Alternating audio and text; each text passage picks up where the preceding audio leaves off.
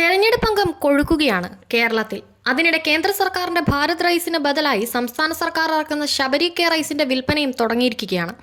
ഇനി മുതൽ കിറ്റ് നൽകിയില്ല എന്ന വാചകത്തിന് പകരം CPM പ്രചരണത്തിന് ഇനി ഉപയോഗിക്കുക ശബരി റൈസ് തന്നില്ലേ, അതുകൊണ്ട് CPMന് വോട്ട് ചെയ്തോളൂ എന്നായിരിക്കുമെന്നതിൽ വലിയ അതിശയോക്തിയൊന്നും കാണില്ല. കേന്ദ്ര സർക്കാർ നടപ്പിലാക്കിയ ഭാരത് റൈസിന് പകരക്കാരനായി സംസ്ഥാന സർക്കാർ കൊണ്ടുവന്ന കെ റൈസ് തെലങ്കാനയിൽ നിന്ന് കടമായി വാങ്ങുന്ന അരി ഉപയോഗിച്ചാണ് എന്ന വിവരങ്ങളാണ് ഇപ്പോൾ പുറത്തുവരുന്നത്. തെരഞ്ഞെടുപ്പ് കഴിയുന്നതോടെ അരി വിതരണം നിലയ്ക്കുമെന്നും സൂചനയുണ്ട്. ജയ, മട്ട, കുറുവ അരികളാണ് വിതരണം ചെയ്യുന്നത്. കാർഡൊന്നിന് 5 കിലോ അരി വീതമാണ് നൽകുന്നത്. 5 കിലോ അരിയാണ് കെ റൈസ് എന്ന പേരിൽ 29 മുതൽ 30 രൂപയ്ക്ക് വിൽക്കുക. അന്ന് സഞ്ചികളുമായി അരി വാങ്ങാൻ പോയിരുന്നവർക്ക് ഇന്ന് സഞ്ചിയിലാക്കി അരി ലഭിക്കുന്നുവെന്ന് മാത്രം. കെ റൈസ് എന്ന് പേരിട്ടെങ്കിലും അത് നൽകാനുള്ള കെ റൈസ് എന്ന ബ്രാൻഡ് പതിച്ച കുറെ സഞ്ചികൾ മാത്രമാണ് കേരളത്തിൽ നിർമ്മിക്കുന്നത്.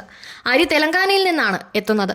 സംസ്ഥാനം സാമ്പത്തിക ഞെരുക്കത്തിൽ പെട്ടിരിക്കുന്നതിനാൽ തെലങ്കാനയിൽ നിന്ന് അരി കടം വാങ്ങുകയാണ്. നഷ്ടം സഹിച്ചാണ് കെ റൈസ് നൽകുന്നതെന്ന് ഭക്ഷ്യമന്ത്രി തന്നെ വ്യക്തമാക്കി കഴിഞ്ഞു. എന്നാൽ ഭാരത് റൈസ് വിപണിയിലുള്ള നിലയ്ക്ക് തിരഞ്ഞെടുപ്പ് വരെയെങ്കിലും എന്തെങ്കിലും ചെയ്തേ പറ്റൂ എന്നതാണ് സംസ്ഥാന സർക്കാരിന്റെ അവസ്ഥ. അരിയുടെ വില കുടിശ്ശിക വരുത്താതെ നൽകാൻ കഴിഞ്ഞില്ലെങ്കിൽ തെലങ്കാനയിൽ നിന്നുള്ള അരി എത്തിക്കൽ മുടങ്ങും. തെരഞ്ഞെടുപ്പ് കഴിയുന്നത് വരെയെങ്കിലും കെ റൈസ് മുടങ്ങാതെ നൽകാനാകുമോ എന്ന ആശങ്കയിലാണ് സർക്കാർ. വലിയ സപ്ലൈകോ ഔട്ട്ലെറ്റുകൾക്ക് 40 ചാക്ക് ജയ അരിയും 15 ചാക്ക് മട്ടയരിയുമാണ് നൽകിയിട്ടുള്ളത്. 2 ദിവസത്തിനുള്ളിൽ കൂടുതൽ സ്റ്റോക്ക് എത്തിക്കുമെന്നാണ് ഔട്ട്ലെറ്റുകൾക്ക് ലഭിച്ചിരിക്കുന്ന അറിയിപ്പ്. എന്നാൽ മാസങ്ങളായി മുടങ്ങിയിരിക്കുന്ന 13 ഇന സബ്സിഡി ഉൽപ്പന്നങ്ങളിൽ പലതും ഇപ്പോഴും കിട്ടാനില്ലാത്തതിനാൽ അരി വിതരണം മുടങ്ങാനുള്ള സാധ്യത ഔട്ട്ലെറ്റ് അധികൃതരും തള്ളിക്കളയുന്നില്ല.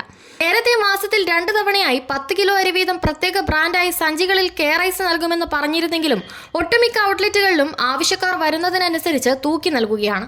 പാക്കിംഗ് തൊഴിലാളികൾക്ക് ശമ്പള കുടിശ്ശികയുള്ളതിനാൽ ജോലിക്ക് ആളെ കിട്ടാത്തതാണ് ഔട്ട്ലെറ്റുകൾ കാരണമായി ചൂണ്ടിക്കാട്ടുന്നത്. റേഷൻ കടകൾ വഴി വിതരണം ചെയ്യുന്ന അതേ അരിയാണ് കേന്ദ്ര സർക്കാർ ഭാരത് അരി എന്ന പേരിൽ വിതരണം ചെയ്യുന്നത്.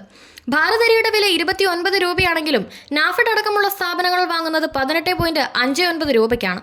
10.41 രൂപ ലാഭത്തിനാണ് ഈ അരി വിൽക്കുന്നത്. എന്നാൽ 9.50 രൂപ മുതൽ 11.11 രൂപ വരെ ബാധ്യത ഏറ്റെടുത്താണ് ശബരി കെ റൈസ് സംസ്ഥാന സർക്കാർ പൊതുജനത്തിന് നൽകുന്നതെന്നും ഭക്ഷ്യമന്ത്രി GR അനിൽ അറിയിച്ചിരുന്നു. ലോക്സഭാ ഇലക്ഷൻ അടുത്തതോടെ വീണ്ടും ജനങ്ങളുടെ മനസ്സിൽ കയറിപ്പറ്റാനുള്ള തന്ത്രങ്ങൾ മെനയുന്ന തിരക്കിലാണ് ഇപ്പോൾ പിണറായിയും അണികളും. അതിന്റെ ഭാഗമാണോ വിൽപ്പന ആരംഭിച്ചിരിക്കുന്ന ശബരി കെ റൈസ് എന്നും സംശയിക്കാതിരിക്കാനാവില്ല.